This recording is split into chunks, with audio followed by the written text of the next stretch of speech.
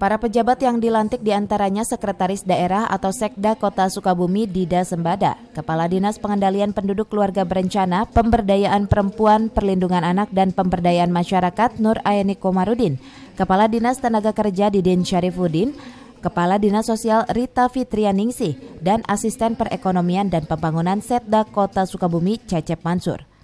Selain itu dilantik pula Direktur PDAM TBW Kota Sukabumi Abdul Khalid dan sebanyak 40 orang kepala sekolah serta 3 orang pejabat fungsional Pemkot Sukabumi. Dalam kesempatan itu hadir Wakil Wali Kota Sukabumi Andri Setiawan Hamami dan unsur Forum Koordinasi Pimpinan Daerah.